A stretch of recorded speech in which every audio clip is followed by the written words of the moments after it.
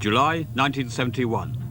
A British flag flying limply in a temperature of around 100 degrees, and a motley crew of assorted paddlers loading a truck, 5,000 miles from home. The town is called Salida on the Arkansas River, 50 miles from Denver, Colorado. 35 people, many of them strangers to each other, were gathering here to mount an expedition.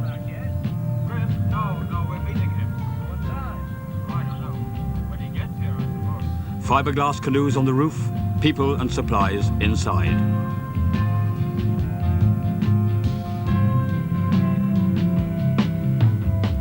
The whole thing had begun nearly 12 months earlier, when Chris Hawkesworth had put forward the idea of a British kayak expedition to the Grand Canyon of the Colorado River, and now it was underway.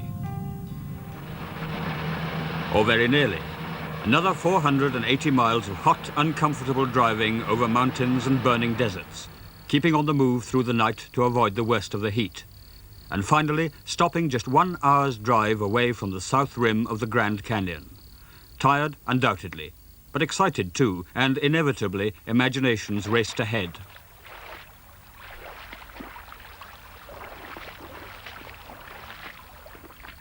Only 2 members of the party had made the trip before.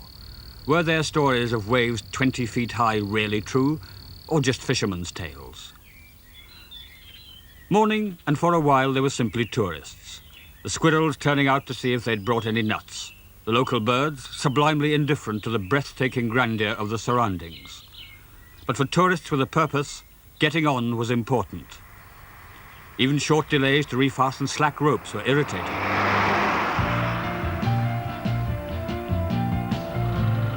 Over the little Colorado, not even a river just now, but unbelievably completely dry, waiting for the sudden rains which would bring it back to life again. 35 hot, impatient bodies across the last stretch of desert in one cattle truck and a hire car, stretching for a glimpse of the real thing, the Grand Canyon.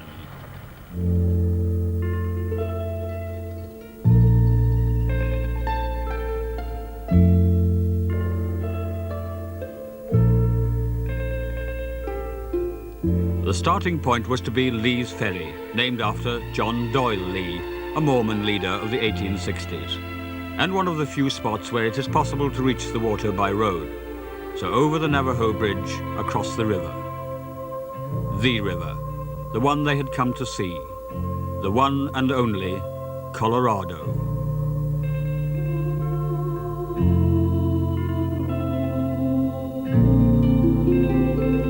A very calm, placid-looking river from this height, giving no hint of the possible dangers ahead. There had been no rain and the water was low, but it was time for more activity.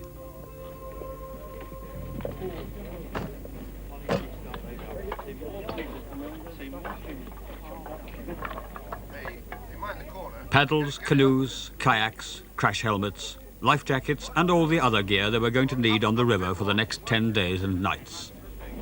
If it had felt hot on the trucks, it seemed hotter still now as they sweated to unload it all. They were beginning to get to know each other by this time, as in any group with a common purpose, thrown together in strange surroundings. And finally, the most essential supplies of all, 42 crates of it. Meanwhile, one truck and the car were being driven another 200 miles to the takeout point at Diamond Creek, ready to collect the party at the end of their trip. While the others waited, Alan Donnelly couldn't.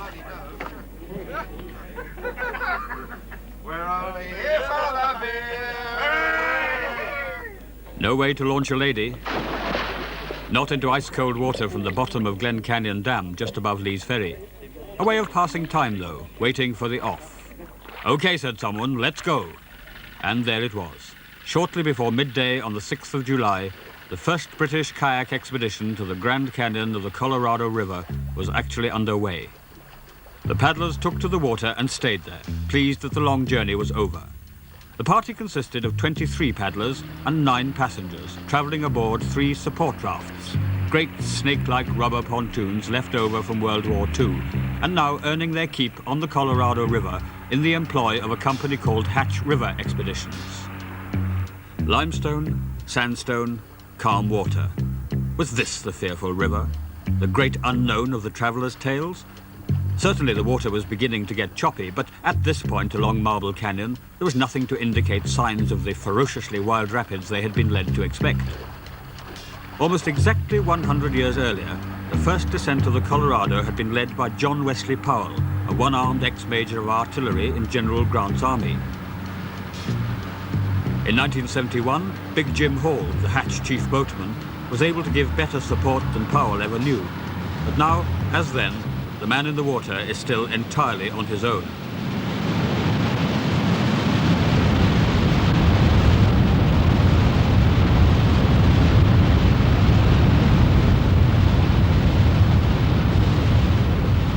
And so they hit their first major rapids, Soap Creek, grade 7 on the canyon scale and 11 miles downriver of their starting point. Even for canoeists of Olympic standard, this was big water, bigger than some of them had ever seen in their lives. Peter Robinson from Sheffield.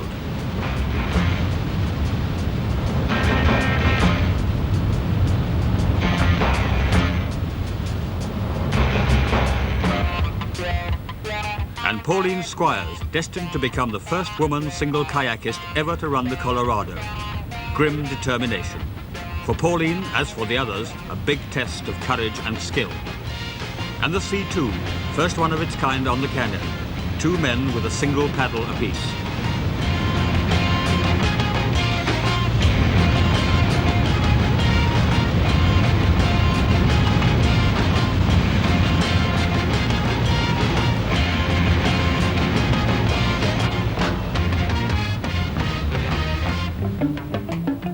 At Soap Creek, Don Charlesworth capsized.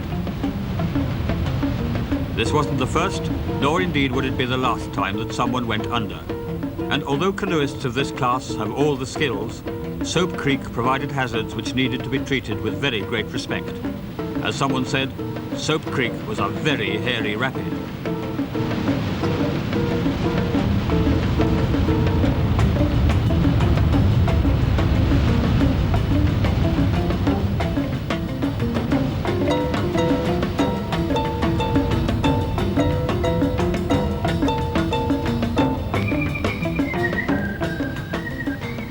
Each successive rapid provided more thrills for the raft passengers. But the paddlers were finding ever-increasing demands being made on their skill and courage. Ernie Lawrence was thinking that each rapid seems to be just that little bit worse than the one you tackled yesterday. And the rapid you tackled yesterday, you imagine is just about the limit of your capabilities. So you always have this nervous feeling all the time. Before each rapid, they beached and had a good look, sizing up the water, choosing the right path, analysing the conditions. Their individual reputations were at stake, they felt, in the eyes of the others. You look at the others and wonder if they're as frightened as you are. Some of them look very, very cool, and you know that they're darn good canoeists. And then suddenly somebody will make a move, and immediately everybody will rush, because nobody wants to be first, and equally nobody wants to be last going down the rapid. So you try to get in your boat and get out quick. The quicker you can get to the top of that rapid, the better, because it can be quite frightening. Well, the first thing you notice is the noise, tremendous roar. You're in the canyon and the noise from the rapid is echoing back off the walls. You can't think very well because it numbs you a little bit, this tremendous roar. Up till now, you expect to see a lot of foaming white water to accompany the noise, but at the top of the rapid it's just glassy green, and then the river seems to disappear in front of you, and then suddenly it's like a roller coaster. You start sliding down the green water.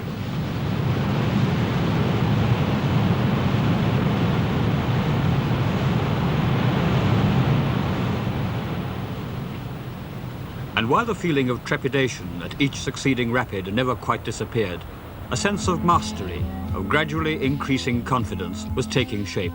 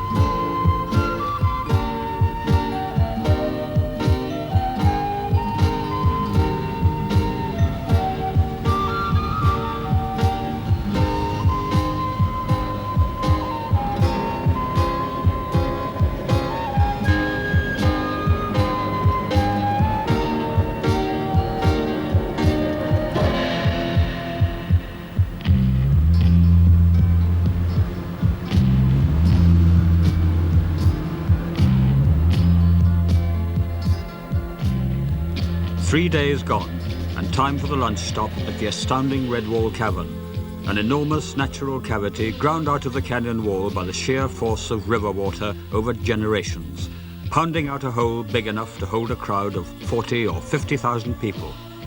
Heaven forbid, say the conservationists, that such a throng should ever reach a spot as remote and beautiful as this.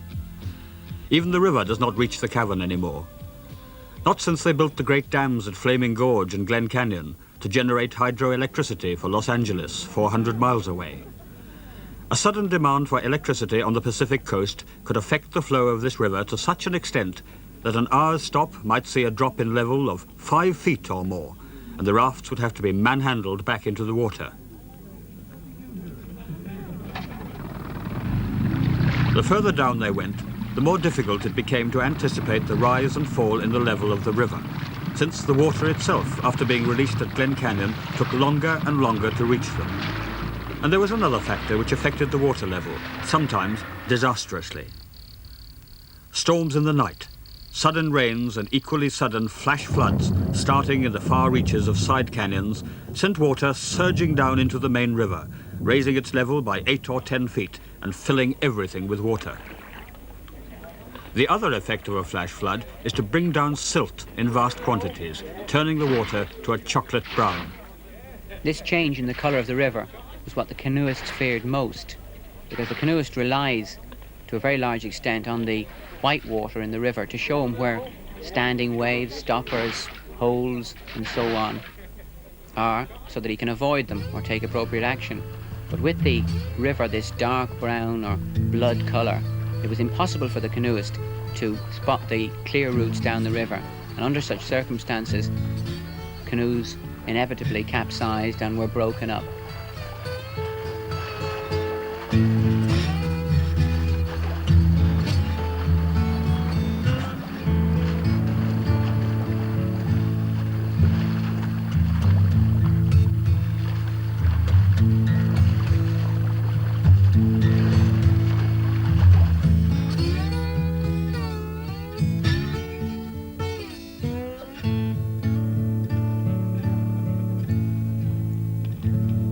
Making camp for the night was a fairly elaborate business, but well organized.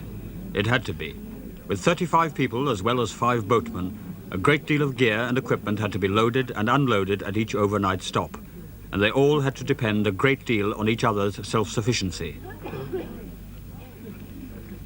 The 5 boatmen belonging to Hatch Expeditions were officially in charge of all the arrangements, including catering. They had brought all the food, and they prepared and cooked it on fires built from driftwood collected on the run-in to the campsite. The travellers were unanimous in their approval of the food provided. Pork, beef, and enormous steaks from nearby Texas, filling their plates so full that there was no room for the vegetables. A variety of tinned fruit washed down with beer and soft drinks, and the inevitable gallons of coffee, tasting good in spite of being boiled over and over. But each meal started with what became the famous cry of soup and salad, which sent them scrambling into the queue. With so much energy expended during the day on the river, the good food was needed to restore their natural ebullience. Why was he born so beautiful? Why was he born at all? Salad, salad. To begin with, the canoeists were very much individuals. I think most of them were trying to prove themselves as good canoeists. We didn't know very much about one another, and at this stage we hadn't developed particular friendships. But as the days progressed, we found ourselves clubbing together in small groups and looking after one another on the rapids. We soon began to realize that anybody that capsized and had to leave their canoe was in very, very serious trouble. And many of them were in serious trouble from time to time, producing an interesting reaction from the hardened American boatmen. First impression was that they weren't very friendly. And then I grew to realize that they were summing us up. They didn't know how to take us. At first, they just watched. And I think they thought that most of us were quite crazy, you know. Then I think they started to appreciate finer points.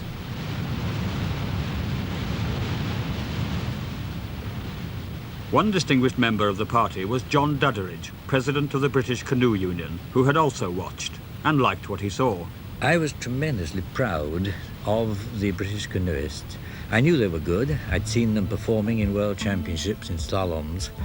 I didn't realize how good until I saw them on some of the major rapids of the canyon.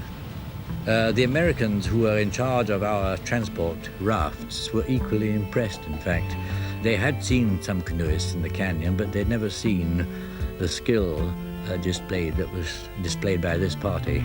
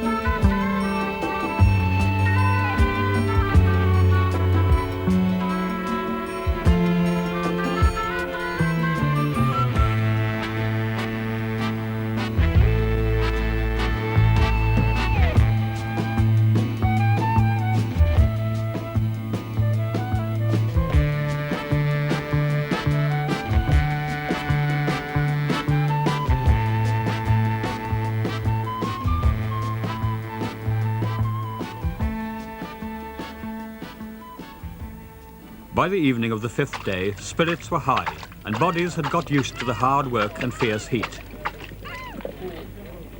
It might be possible for the expedition leader to relax a little, but for Big Jim Hall and his boatmen, problems. Continual swamping by high water had affected the raft engines. The canoes themselves survived their various batterings remarkably well, but there were casualties and repairs to be done. So while Big Jim and his men carefully stripped down 2 engines in an attempt to make one good one, other members of the party did fiberglass repairs on their craft, damaged on rocks when they had capsized, their owners going for that dreaded long swim. The Canadian C2 of John Goodwin and Albert Woods had earlier suffered a disastrous battering and was going to need a lot of work to put it back in the water next day.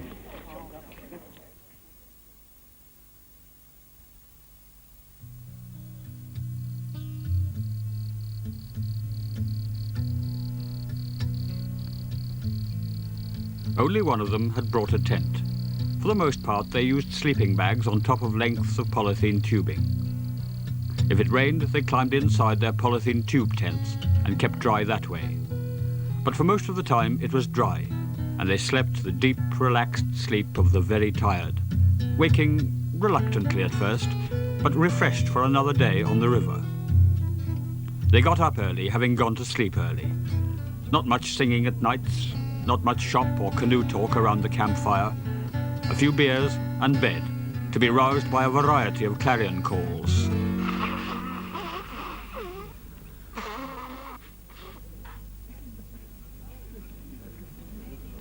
They had taken precautions against the effects of the sun, which could lift temperatures in the canyon to around 120 degrees.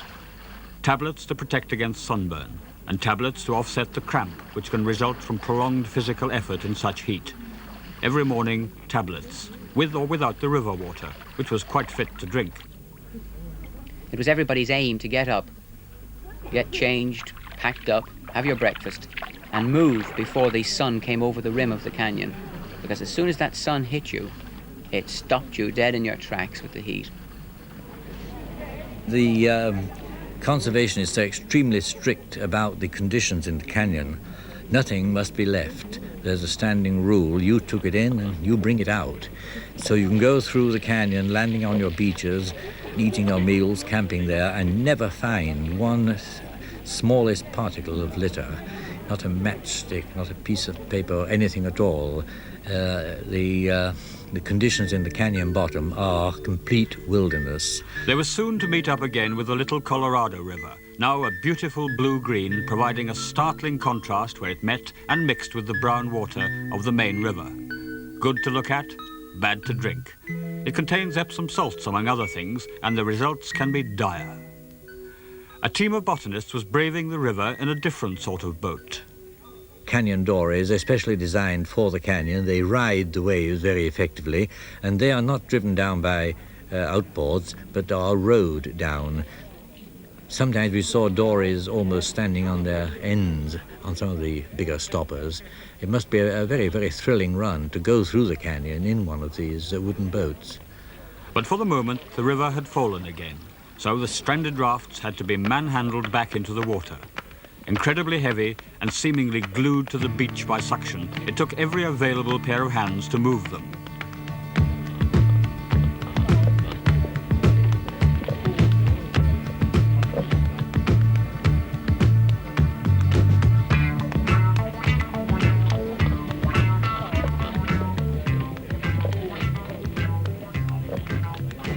It seems strange to think that the indirect cause of all their effort had been a mass switch on or off far away on the Pacific coast, even if only of electric light.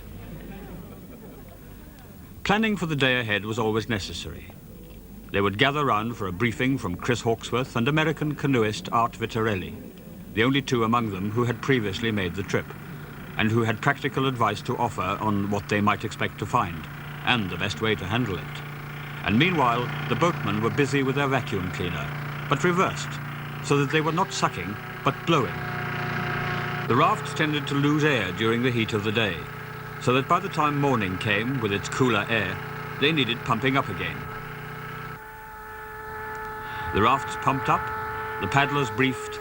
All that remained was to clear up, to remove every trace of their presence from the site of the overnight stop, and to load the rafts once more.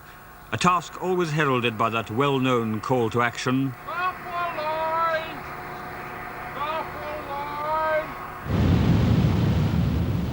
You've been taken in by the speed of the river. It's maybe moving at 20 miles an hour. And because of this fantastic speed, you think you're moving fast. This is terribly dangerous to the canoeist because he depends on speed to penetrate this white water, to get through it and not to be stopped or to be carried like a twig at the mercy of the river. And the waves aren't moving, they're stationary, just big humps, big green humps. And you slowly, it seems to you, climb to the top of them. And then suddenly you realize that you're not moving fast enough, so you have to paddle like fury, because the only way to get through some of this very white, rough water is to hit it as fast as you possibly can. You don't mess about. If you drift down like a log, you'll be thrown around like a log. You've got to be moving faster than the water. So you've got to suddenly cop on and start paddling as fast as you can.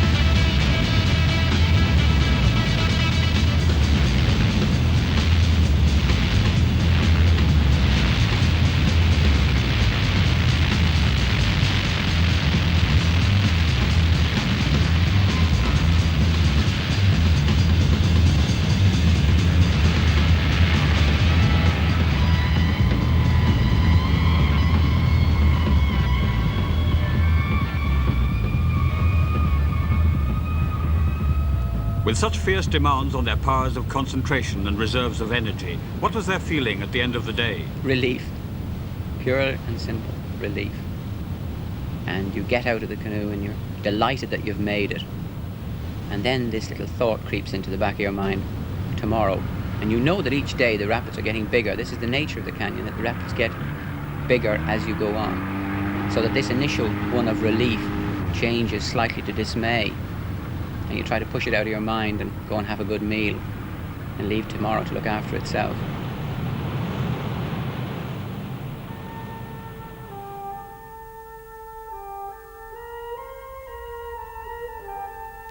What one finds will be what one takes the trouble to look for. The brilliant little flower springing improbably out of the bare, packed sand.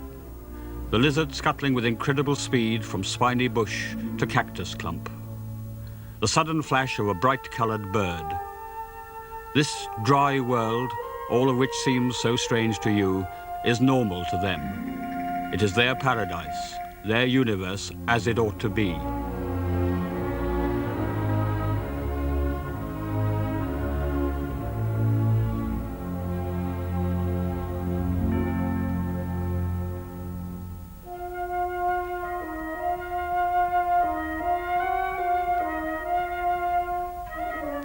The first outsiders to visit the canyon were Spanish conquistadores in the 16th century. Indeed, the name Colorado derives from the Spanish word for red. Spurred on by local Indian legends, they had come seeking great cities of gold. What they found left them distinctly unimpressed. A harsh, uncompromising wilderness and a chasm which proved an impassable barrier to their ambitions. Indians, Spaniards, fur trappers, Mormon missionaries and settlers all came and went about their business without disturbing or even penetrating the canyon's secrecy and hard beauty. The river went on carving its own lonely history as it had done for millions of years. At Hermit, they saw the dory boats again, this time in action, being rowed backwards downstream in an attempt to travel slower than the water, in complete contrast with canoeing technique.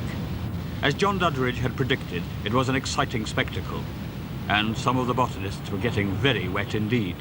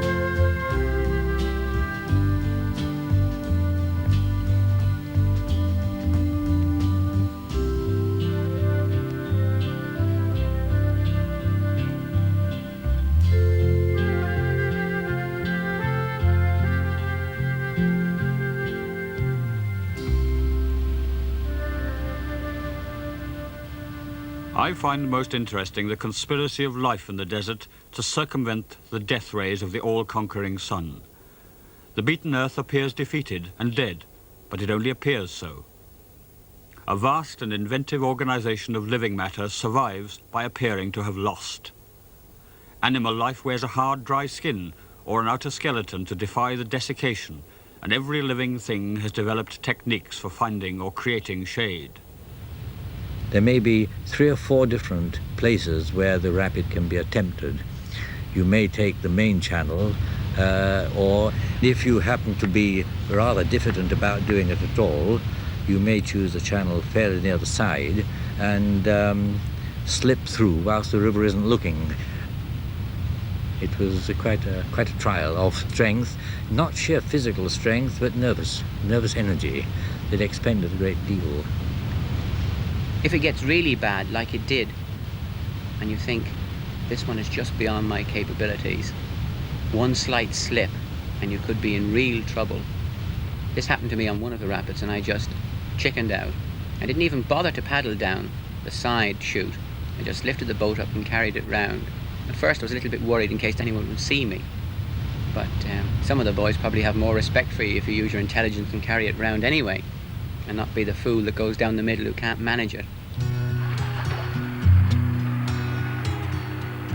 So even with more than 100 miles of river behind them, they were still learning, never quite sure what the next 100 miles might bring. Sometimes at the end of a very big rapid, there would be a relatively slow-running part of the river, deep and smooth, when the heat would really strike. After a day like that, by the time they'd done 25 miles or so, the paddlers were more than ready to stop.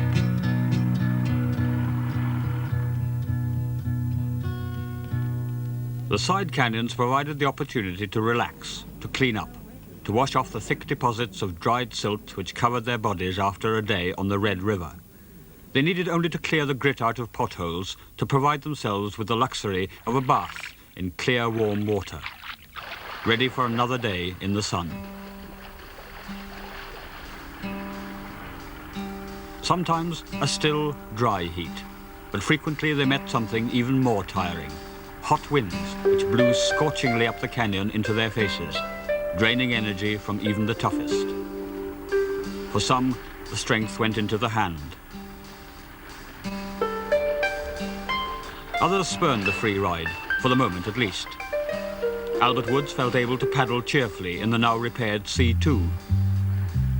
And Ernie Lawrence moved methodically through the heat.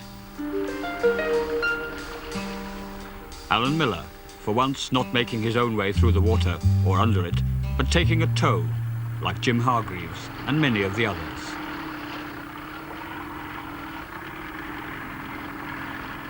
It was possible to sleep while still hanging on. This was something the passengers didn't have to worry about.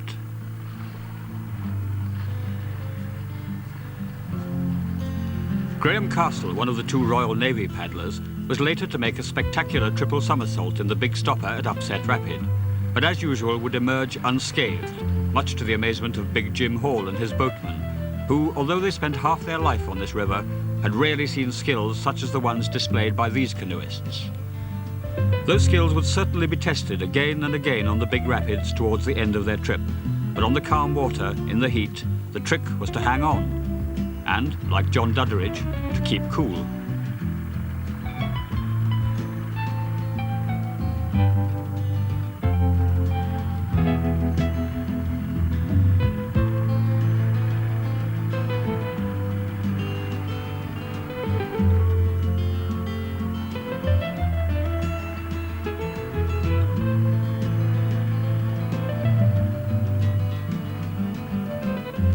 As cold showers were not part of the facilities available aboard the rafts, it was not surprising that they took advantage of the falls at Deer Creek. Crashing down from a height of 150 feet or more, the water is icy, coming from a very cold spring.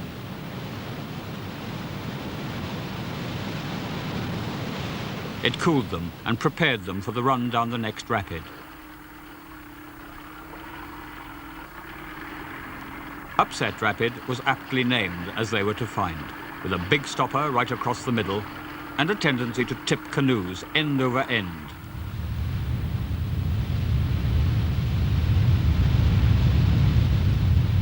Alan Donnelly came down in his single-bladed C1, doing well most of the way, until...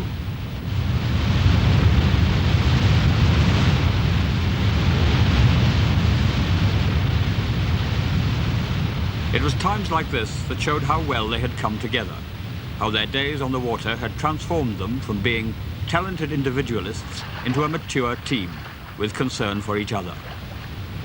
The first ones down the rapid, or the ones who made it safely, sat and watched out for the ones who didn't. When the capsizes came, the others would converge to pick up the unlucky canoeists, their paddles and their craft.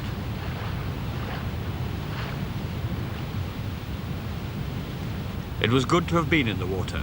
It was better still sometimes to be back out of it and be safe.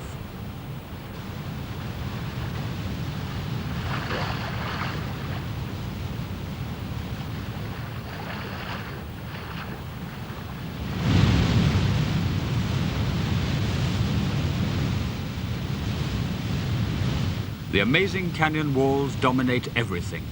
Layer upon layer of rock continually being formed over a period of time so long that it defies comprehension, probably 2 billion years. Constantly being weathered by wind and water, it has its secret places of solitude and beauty, unexpected pleasures for its visitors. The Colorado is in danger of becoming one of the world's most controlled rivers, such as the demand for water and electricity. New dams are planned which will submerge more of the canyon's glories and modify still further the flow of the river and interfere with the natural process of the canyon's formation. The old dams are already silting up and will in time become useless, abandoned. Many are saying that such destruction is too high a price to pay for a few years' supply of electricity. On the morning of the 8th day, Lava Falls, the big one, a grade 10 rapid, very hard to read. The start was clear, with a long, smooth tongue, but it developed into some of the most difficult water they had yet encountered, including a drop of 40 feet in 100 yards. These rapids have never been run with any success down the right-hand side. Even the so-called chicken chute down the left called for technique of the first order. At times it was like being inside a washing machine. It was very difficult to breathe. Your life jacket just didn't hold you high enough. Survival depended on knowing what to do and then doing it quickly. Everybody, of course, had to be a very fluent performer of the Eskimo roll. This is the technique whereby the kayak man can right himself without leaving the cockpit. He does a stroke under water which brings him through the surface and up again. But to carry out an Eskimo roll in the middle of a Grand Canyon rapid is the very limit of difficulty, when it's sometimes very difficult to know whether you are up or down. Which way is up in the spume? It was here that they had the only disagreement of the whole trip. They had decided that the right-hand side of the rapids were too dangerous, but one member of the party chose to think otherwise. He tried and failed, but somehow managed to survive. It was an incident which somehow marred the team spirit built up over those previous days. Had it happened earlier, it might have been more damaging, but Lava was the last great rapid of their journey, and at Diamond Creek, the trucks were waiting to take them out. They had covered 225 miles of perhaps the world's greatest river, beaten 25 of its major rapids, brought the first C2 down the canyon, and witnessed the first woman ever to complete the whole distance. Not bad. At Dublin Airport, where they had begun, they sorted out their gear, said goodbye, and went their separate ways. Most of them to England. 1 to South Africa, 2 back to the Navy, 1 to the Army, and 3 remained in Ireland. It had been an incredible 10 days, and many of them would go back if it were humanly possible to repeat that experience. And the others, the ones for whom this had been the first, and probably the last time, would take pride in knowing that they too had challenged and not been beaten by that wild, white water.